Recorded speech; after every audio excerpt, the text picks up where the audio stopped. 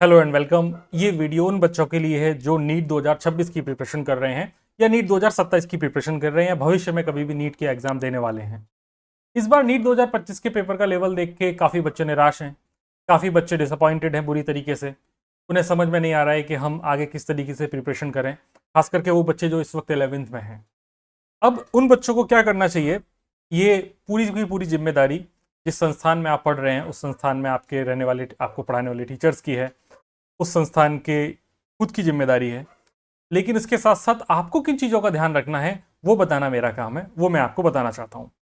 सबसे पहले पेपर का लेवल की अगर बात करें तो नीट 2025 पेपर में फिजिक्स के लिहाज से मैं बात करूँ, मैं फिजिक्स पढ़ाता हूँ, इस हिसाब से अगर मैं बात करूँ तो फिजिक्स में एक क्वेश्चन तो डेफिनेटली टफ था, बोल सकते हैं वो एक्सट्रीमली टफ था। और एक क्वेश्चन जो हम टफ कैटेगरी में डाल सकते हैं, मतलब पूरे फिजिक्स के पेपर में हम बोल सकते हैं दो क्वेश्चन टफ कैटेगरी के थे, उन्हें अपन छोड़ दें तो पूरा पेपर टफ नहीं था, लेंदी था। इस बात को समझिए। अगर उस पेपर को बच्चे को दिया जाए कि आराम से आपको 3 घंटे का टाइम है और इसमें से फिजिक्स करनी है, 3 घंटे में बैठ के आपको फिजिक्स करनी है, तो बच्चा 45 में से 43 क्वेश्चंस आसानी से कर सकता था। लेकिन प्रॉब्लम क्या है कि जब आपको टाइम कंस्टेंट लगा दिया जाए, जब आपको बोला जाए कि नहीं आपको 1 घंटा मिला है, 1 घंटे में आपको 43 क्वेश्चन करने हैं और पेपर पढ़ने में ही आपको एक क्वेश्चन पढ़ने में ही आपको 3 मिनट लग रहा है, तो आपके लिए ऑब्वियसली वो पेपर टफ हो जाएगा। तो अगर इसका क्रिटिकल एनालिसिस अगर मेरी तरफ से बात करी जाए तो पेपर टफ नहीं था, पेपर में दो क्वेश्चन टफ थे, पेपर लेंदी था, कम टाइम में सॉल्व करने की वजह से पेपर बच्चों के लिए टफ हो गया। इतनी सी बात समझ में आ गई, आगे बढ़ते हैं। दूसरी बात, जो बच्चे अब पेपर की तैयारी कर रहे हैं नीट की, उन लोगों के लिए कुछ बातें हैं जो स्पेशली सीरियस होकर आपको सुन लेनी चाहिए। पहली बात, आपको कभी भी, अब जिस भी कोचिंग्स में आप पढ़ रहे हैं, जिस भी टीचर से आप पढ़ रहे हैं, कभी भी अपनी क्लास मिस नहीं करनी। कुछ भी हो जाए कोई भी क्लास मिस नहीं करनी। दूसरी चीज, आपको हर एक छोटे छोटे टॉपिक्स को पढ़ना है, आप किसी भी टॉपिक को छोड़ नहीं सकते हैं।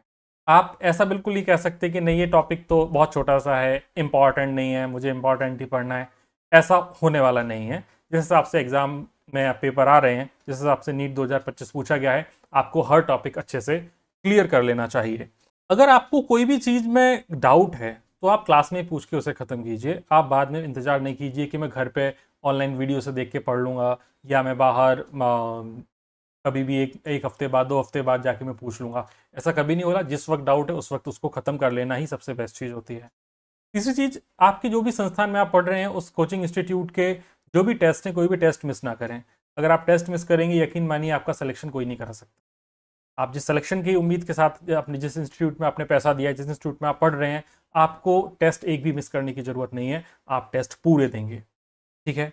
उसके बाद इंपॉर्टेंट बात यह है कि कभी भी बायो के बच्चे जो हैं उनको लगता है कि हम फिजिक्स पढ़ क्यों रहे हैं, वी आर डॉक्टर्स। बेटा, डॉक्टर्स को फिजिक्स पढ़ने की ज़रूरत नहीं है, ऐसा किसी ने नहीं बोला है।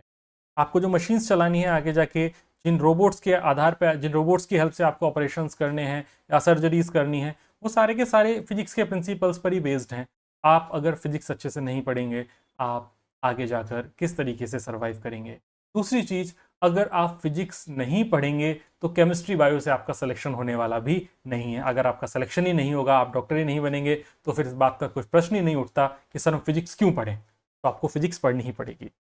फिजिक्स पढ़ने से आपका ब्रेन खुलता है, ये बात मैं डेफिनेटली आपको बोल सकता हूँ। जो बच्चे ऑनलाइन पढ़ रहे हैं उनके लिए स्पेशली मैं कुछ बात कहना चाहता हूँ।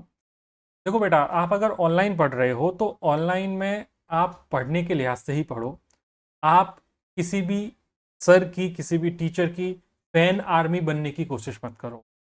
आपका काम है पढ़ाई करना। आप किसी की फैन आर्मी बनने के लिए आपने किसी को फीस नहीं दी है। आप पढ़ाई कीजिए, आप पढ़ के अच्छे नंबर लेके आइए। आपको जो टीचर पढ़ा रहे हैं उनको भी खुशी तभी मिलेगी जब आप अच्छे से पढ़ेंगे, अच्छे से नंबर लेके आएंगे। उनके लिए 4 वीडियोस पे जाके कमेंट कर देने से कुछ नहीं होने वाला है। उससे ना उन टीचर को फ़र्क पड़ रहा है, ना आपको फ़र्क पड़ रहा है। आपका टाइम और आपका जो दिमाग है वो दोनों ही खराब हो रहे हैं। तो किसी के लिए भी आप किसी की फैन आर्मी मत बनिए। आप स्टूडेंट बनिए। आपका बेसिक काम है पढ़ाई करना। आप पढ़िए, आप स्टूडेंट बन के काम कीजिए। बच्चों के लिए दूसरी बात यह है कि आप जिन टीचर्स को, जिन वीडियोस पे व्यूज़ दे रहे हैं, जिन टीचर्स और वीडियोस को आप देख रहे हैं, क्या ऑनलाइन में आप इस लेवल का पढ़ रहे हैं कि उससे आप नीट 2025 को सॉल्व कर पाए। ये दोनों बातें आप ध्यान रखिए। अपन फिर मिलेंगे। Thank you very much.